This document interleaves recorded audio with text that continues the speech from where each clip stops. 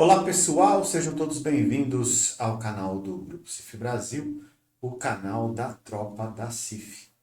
Mais uma vez eu venho apresentar aqui algumas publicações e finalmente chegamos na vez da síndrome de burnout, falácias conceituais, erros periciais e distorções interpretativas. Essa aqui é uma revisão sistemática da literatura e como muitas informações têm sido divulgadas, artigos de opinião, etc., eu resolvi trazer esse para colocar a vocês como discussão, como mais uma referência, e eu quero ouvir de vocês aí nos comentários, quero ler, melhor dizendo, os seus comentários, e eu creio que esse artigo pode ser útil, muito útil, para quem trabalha como assistente técnico judicial, principalmente. Ao final, eu vou mostrar para vocês aí como é que você consegue acessar esse arquivo, esse artigo, né? Esse e outros sobre a classificação internacional de funcionalidade, que é citada nesse artigo aqui também. Eu estou adiantando a introdução e os métodos e eu já vou diretamente ao ponto. Falácias conceituais e distorções interpretativas, principalmente por causa dessa frase aqui. Pessoal, a internet não é um bom lugar, em geral, para que você obtenha informações fidedignas a respeito de qualquer assunto, especialmente assuntos acadêmicos, científicos, porque você tem que conhecer os sites que têm as informações corretas. É muito difícil você encontrar se você não sabe previamente. Significa que mais de 90%, é claro que eu estou chutando isso, tá? A imensa maioria, melhor dizendo, do que você lê na internet, não são meia verdades, são meias verdades, né, principalmente, o que atrapalha ainda mais. Então, tem uma publicação da Organização Mundial da Saúde que diz assim, sobre o burnout, que it's not classified as a medical condition. Ela não é classificada como uma condição médica. E por causa dessa frase, aí já é falha no inglês, né? As pessoas, os brasileiros, mesmo profissionais de nível superior, infelizmente não conhecem o inglês e fazem traduções usando robôs da internet e não param para refletir que não funciona assim, né? Você tem que compreender mais a fundo. E eles traduziram como a burnout não é uma doença. Bom, vamos levar isso em consideração. Burnout não é uma doença. E aí eu pergunto para você, e daí? Você quer dizer o que com isso? O que você quer dizer? Você quer dizer que burnout não existe? Bom, vamos lá. A classificação internacional de doenças, ela tem diversos capítulos, e esses capítulos tem capítulos de sintomas, por exemplo. Tem capítulos que são razões de contato com serviços de saúde. E, pasmem, você pode ter alguma razão de contato com serviço de saúde que não seja doença, tá? Mas o que essa frase quis dizer lá na publicação da Organização Mundial da Saúde?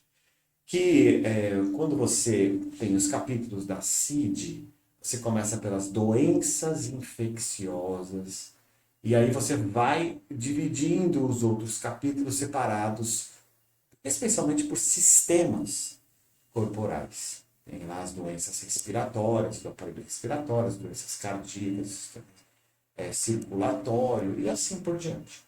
O que ela quis dizer é que burnout não faz parte desses capítulos iniciais, que são muitos, né? E que ele está na CID-10, lá no Z. É porque aqui estava falando, inclusive, da CID-11. Mas na CID-10 era o mesmo capítulo. Então, o que na verdade significa?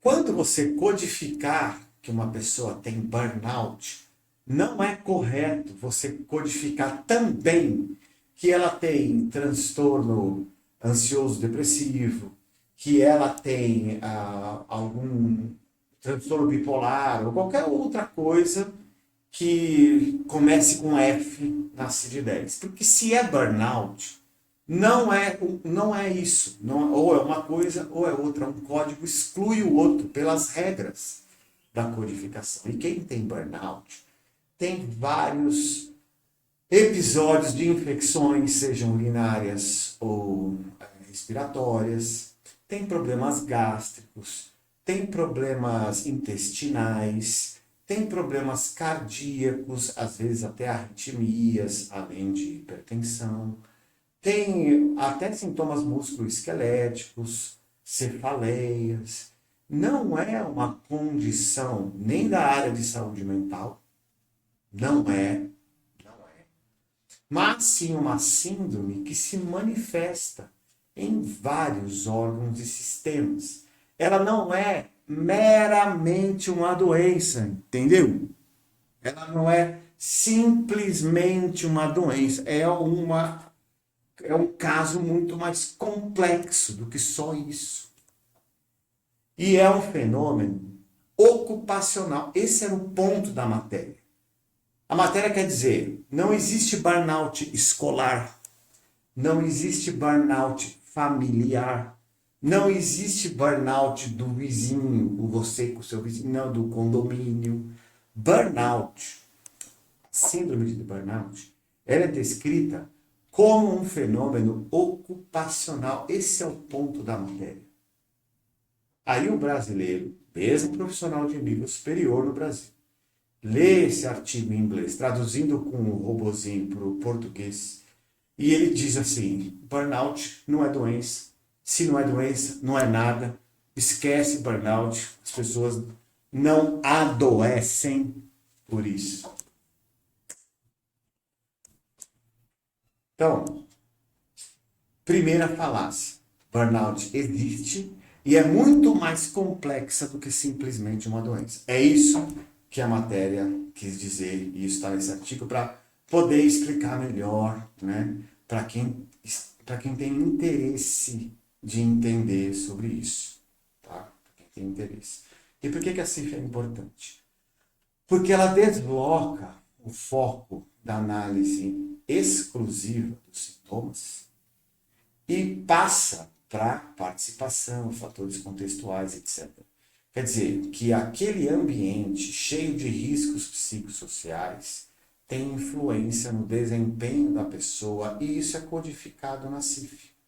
E você consegue descrever não só a pessoa e os problemas que ela tem, os sinais e sintomas com códigos da CIF lá de funções do corpo, mas você também consegue descrever o ambiente que gerou isso, a retirada da pessoa desse ambiente que vai melhorar tudo isso e quais foram as restrições e limitações que a pessoa teve durante o período e de repente ainda tem alguma sequela que sim existe, pode ser temporária, não sei se pode ser permanente, não entendo aprofundadamente ainda sobre isso para falar, mas a pessoa pode enfrentar dificuldade de concentração, de organização pessoal, de gerenciamento da rotina, de relações interpessoais, até de voltar para o mesmo trabalho. Ela tem incapacidade completa, pode ser temporária de longo prazo, pode ser omniprofissional, mas pelo menos é uniprofissional. Ela pode, inclusive, ter problemas para cuidar da própria casa. Tudo isso está na CIF, tá? Cuidado pessoal, até se ela tiver problemas musculoesqueléticos, também de mobilidade, pode ter dificuldade de ter lazer. Aliás, o lazer pode inclusive fazer parte do tratamento. Então você tem lá o profissional que geralmente é de saúde mental, ele com certeza está nessa equipe. Ele pode pedir para que a pessoa corra no parque, por exemplo, e pode ser que ela tenha restrição, pode ser que ela não consiga, porque não tem vontade, né? Porque não tem condição física, mas pode fazer parte do tratamento. E tudo isso, todo esse contexto, tem descrição com a classificação internacional de funcionalidade. Por isso que você, que faz um laudo, se você é perito, se você faz um parecer técnico, se você é assistente técnico, você tem que usar a CID e a CIF. para descrever a situação de uma pessoa que tenha síndrome de burnout. Aí deixa eu colocar mais uma coisa aqui. Eu tenho eu vou ler diretamente a conclusão, mas eu queria também fazer um comentário a respeito dos instrumentos de avaliação, né, que existem. Então aqui achei, ó, esse inventário. Quem usar esse inventário, qualquer um que usar esse inventário, vai ter burnout. Gente, isso não é verdade. Isso não é verdade. Se isso for verdade, veja, todo instrumento ele tem o momento de aplicação, o intuito de aplicação, ele tem um objeto principal. Então, primeiro, não tem por que qualquer pessoa responder esse questionário. Tá? Esse é o primeiro ponto. Sim, paga para usar, isso é completamente normal nos países desenvolvidos. Infelizmente, o brasileiro, como não é intelectualmente desenvolvido o suficiente, ele acha um absurdo ter que pagar para usar um instrumento, mas isso é plenamente natural, isso tem a ver com os direitos autorais, e funciona bem, é bem encarado isso, essa situação é bem encarada nos países onde as pessoas são desenvolvidas, né? Bom, então esse instrumento é o melhor, tem que usar, quem tem licença para usar, quem sabe usar, precisa usar, não é o único, isso é verdade também, pode usar outros instrumentos, nós não estamos condicionados a usar esse instrumento, mas esse instrumento é bom, é útil e, em tese, pelo menos até agora, se nós observarmos a literatura, parece que é o instrumento padrão ouro, tá? Para usar para casos de síndrome de burnout. Então, quem tem condição, sim, use. Não é o único, tá? Não é o único, mas é possível usar. É possível e bom usar. Eu vou ler a conclusão para não ficar muito grande, até porque essa conclusão é relativamente grande, mas o nosso vídeo não pode ser tão grande. A síndrome de burnout não constitui uma construção pseudocientífica. Vocês acreditam que eu li isso num outro artigo? Não tem fundamento nenhum dizer isso. Não tem como sustentar essa afirmativa, que ela é uma construção pseudocientífica. Não dá, com uma simples revisão sistemática, você sabe que não dá para você sustentar isso. Ela é largamente descrita na literatura científica. Tem estudos sobre síndrome de burnout com os mais diferentes métodos científicos. Com os mais diferentes. Nós não estamos falando só de revisão ou de estudo de caso. Nós estamos falando de estudo de coorte, nós estamos falando de todos os tipos possíveis de métodos que existem na área clínica e epidemiológica sobre síndrome de burnout. Então, pelo contrário, ela é largamente sustentada, suportada na literatura científica. Então, mas uma condição amplamente fundamentada na literatura científica internacional e nas classificações oficiais da OMS. Se não houvesse esse primeiro passo, ela nem entraria para as classificações. Nossa, foi vergonhoso, tá? Quem escreveu isso em um outro artigo. Vergonhoso. Essa afirmação é vergonhosa, porque não seria possível, ao mesmo tempo, ser uma construção pseudocientífica e fazer parte das classificações internacionais. Isso não tem nem lógica.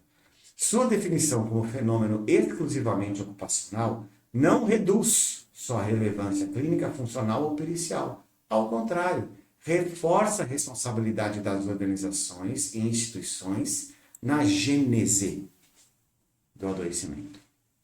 Na gênese do adoecimento. Tá? A gênese é o trabalho.